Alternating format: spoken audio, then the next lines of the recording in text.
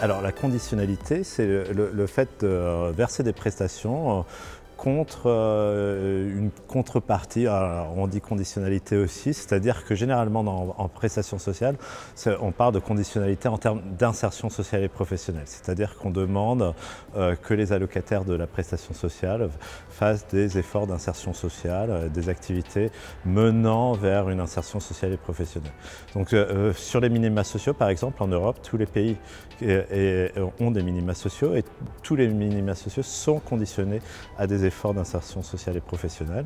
Alors parfois ces efforts peuvent être faibles dans la loi, ou parfois ils peuvent être plus forts. Là, par exemple, dans la loi, on a renforcé, en décembre, la dernière loi votée a renforcé la loi plein emploi, a renforcé les efforts demandés en termes d'insertion sociale et professionnelle, en inscrivant dans la loi qu'il y ait 15 heures, que les bénéficiaires fassent 15 heures d'activité d'insertion sociale et professionnelle.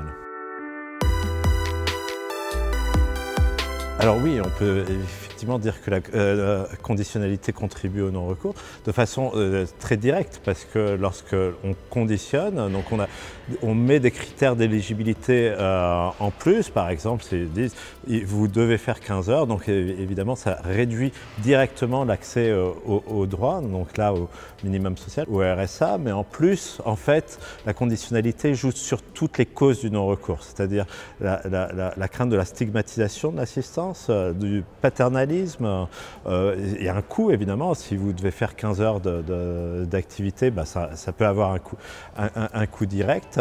Et donc, pour toutes ces raisons-là, en fait, le renforcement de la conditionnalité ne peut que réduire le recours aux prestations sociales. Le revenu universel, ça consisterait à verser par exemple 700 € à tous les individus majeurs ayant un numéro de sécurité sociale résidant en France. Et donc du coup, il n'y aurait plus de non-recours parce qu'effectivement, ça serait versé de façon automatiquement sur les comptes en banque.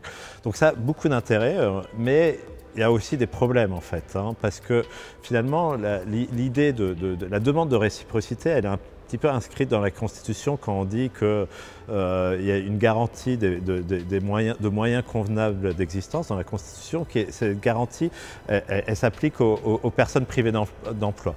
Donc en fait, la demande de réciprocité, elle est en ce sens-là constitutionnelle.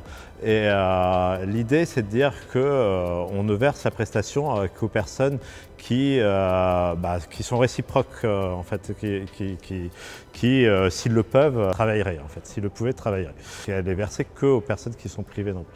Je pense que cette demande-là de réciprocité, c'est une demande assez consensuelle dans la société, qui ne voudrait pas qu'il y ait des personnes qui, dans la philosophie, c'est l'exemple du surfeur de Malibu, on peut dire le surfeur de Cap-Breton, donc est-ce qu'on doit financer et nourrir les surfeurs?